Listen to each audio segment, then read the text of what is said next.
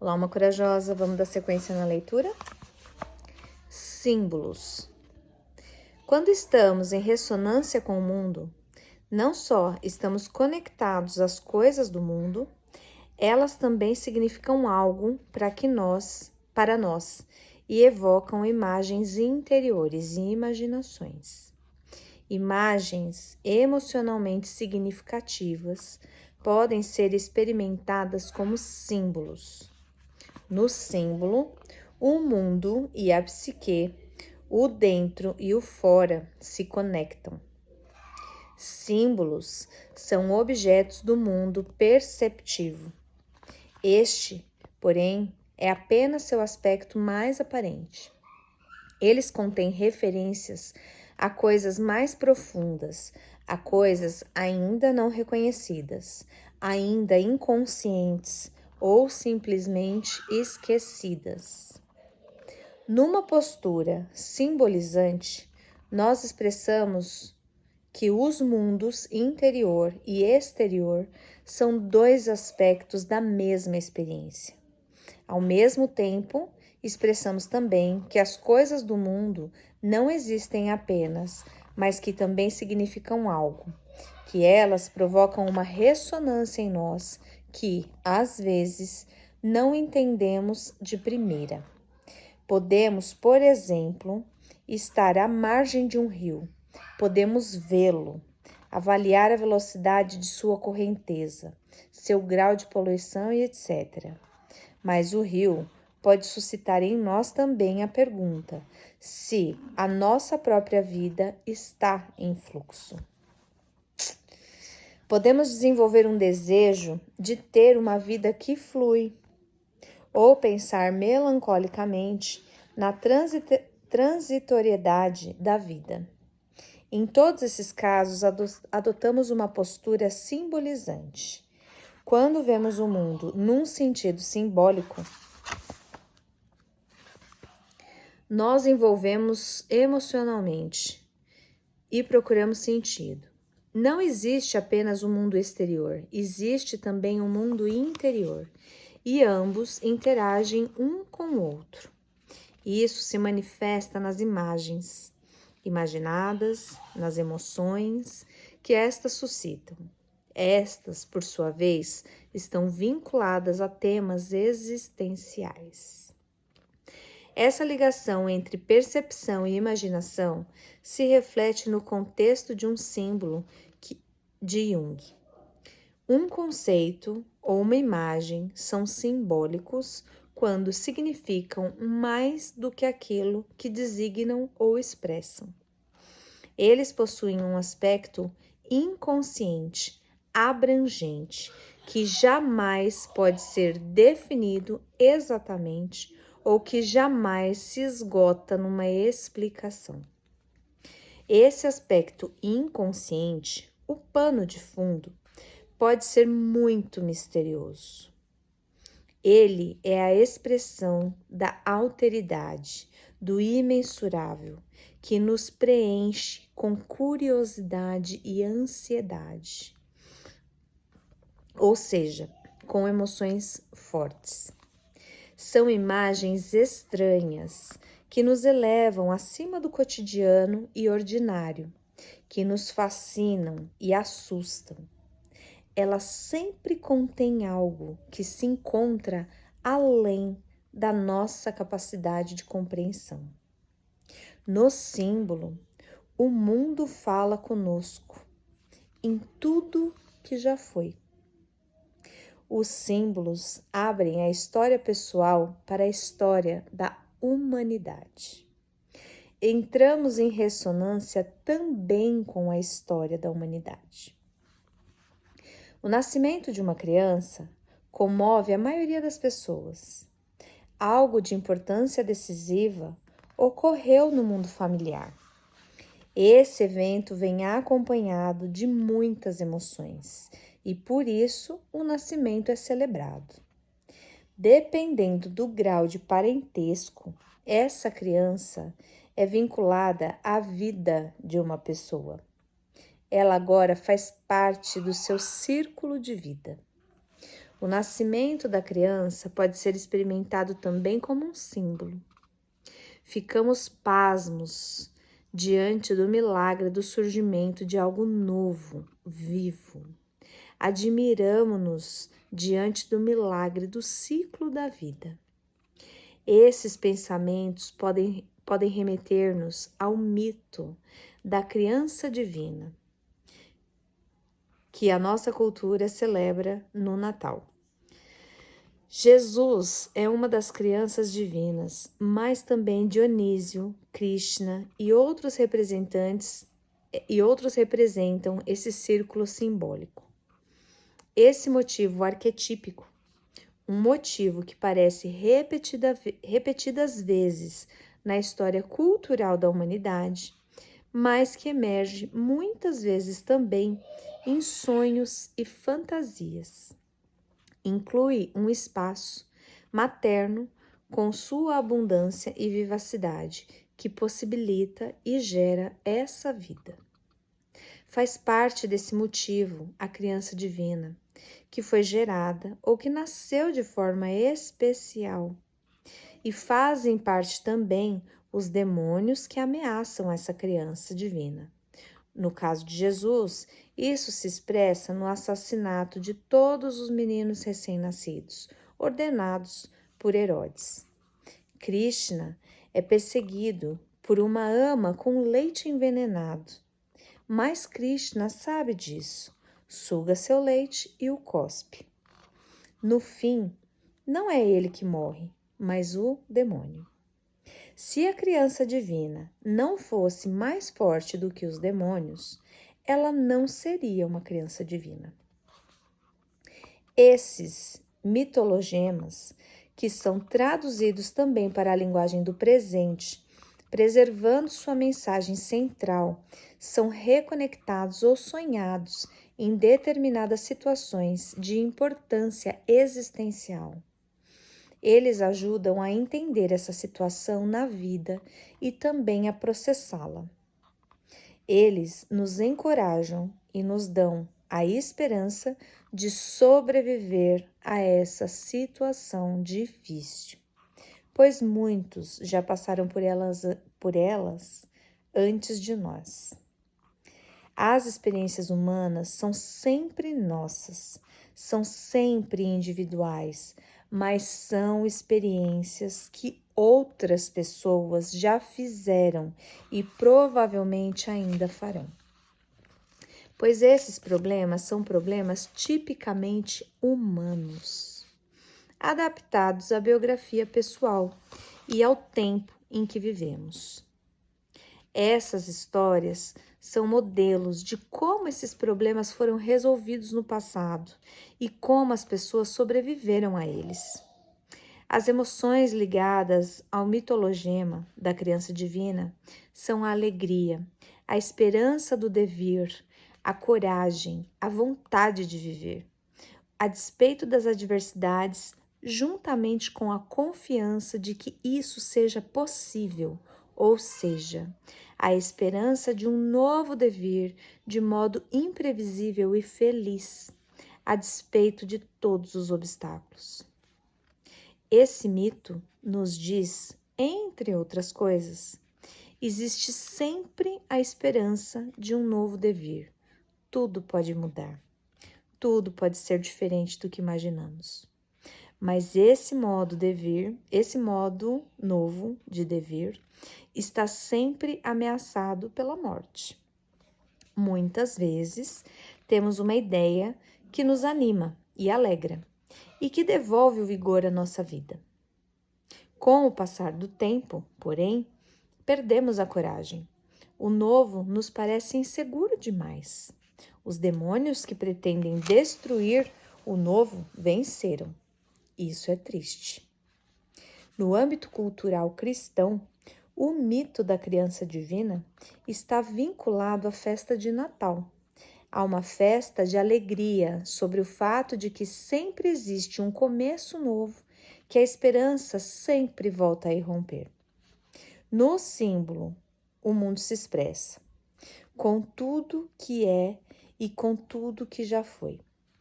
No símbolo, A nossa própria história se encontra em ressonância com o mundo visível, mas também com as imagens e as experiências da humanidade. Símbolos culturais podem sempre ser interpretados de maneira nova. Não é fácil decifrá-los. Símbolos são sobredeterminados. Eles se encontram inseridos num contexto complexo de inter-relações. Por isso, podemos nos ocupar sempre de novo com um símbolo e encontrar novos significados. No símbolo se expressa também o mundo que será. Dependendo do contexto do símbolo, seu significado se altera, transparecem novas formas de significado, mas mudam também os contextos emocionais vinculados ao símbolo. No sonho, parecemos ser capazes de fazer muitas ligações diferentes, também contraditórias. No sonho, posso aparecer como uma mulher idosa e, ao mesmo tempo, na forma de uma menina. E eu sei que eu sou ambas.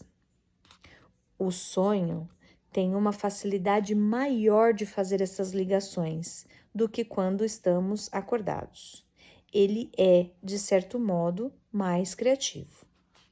Os símbolos estão ligados à nossa lembrança, mas eles contêm também expectativas, como todos os processos imaginativos.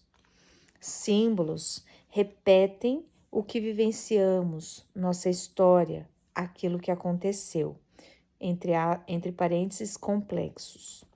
Às vezes também experiências e conquistas da humanidade e aquilo que resulta em produtos culturais, arquétipos. Nos símbolos, reconhecemos também nossas possibilidades humanas. Na verdade, os símbolos são projeções de nossas possibilidades imaginárias no convívio com o mundo. Os arquétipos são os campos de significado, aos quais nossas imaginações são inseridas para que possam ser compreendidas. Mas os símbolos não repetem apenas, eles alteram também humores, sentimentos e comportamentos, no sentido de um processo de autorregulamentação, e assim nos permitem viver um novo sentido e novas emoções.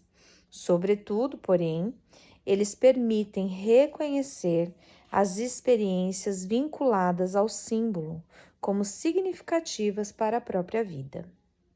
Uma das ideias centrais de Jung é que o ser humano moderno se alienou do substrato mitopoético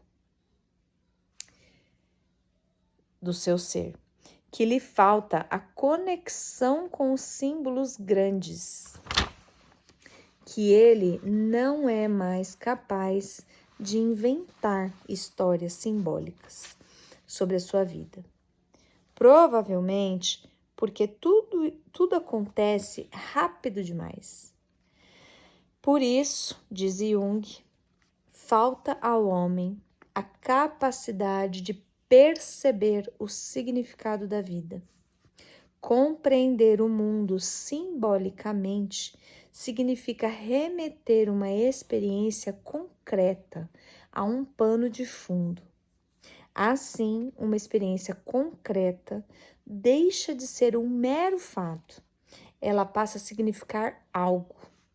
Ela remete a outras experiências relacionadas, mas também ao desconhecido, ao estranho. Uma percepção sensorial, a cor de uma flor, por exemplo, significa mais do que essa simples cor. Um humor depressivo pode ser visto como um distúrbio físico, que precisa ser tratado com medicamentos. Mas ele pode ser visto ao mesmo tempo como expressão de uma problemática interior, de um problema da vida, que precisa ser tratado. Pode ser visto como uma necessidade de desenvolvimento ignorada. Sob o ponto de vista simbólico, um distúrbio não significa apenas um mal-estar. Ele tem um sentido. Remete a uma necessidade de desenvolvimento. É assim que a psicoterapia psicodinâmica entende o símbolo. Por trás disso se esconde uma imagem específica do ser humano. O ser humano é visto como um ser que se encontra em um processo de desenvolvimento interior. Unilateralidades e desequilíbrios imprescindíveis para o desenvolvimento se manifestam por meio de distúrbios. E quando compreendemos esses distúrbios, podemos retomar o impulso de desenvolvimento. A própria vida se torna mais interessante, mais viva, mais significativa. As pessoas voltam a entrar em contato com suas necessidades básicas e vivenciam sentido. A pergunta pelo significado simbólico de um distúrbio faz com que as pessoas entrem em contato com a sua biografia, mas também com sua conditio humana em geral. A pergunta diz respeito à própria identidade e ao desenvolvimento dessa identidade. Vale repetir, não existem apenas fatos. Eles também significam algo. Mas isso quer dizer também que a própria vida possui um significado e que ela é emocionalmente preciosa.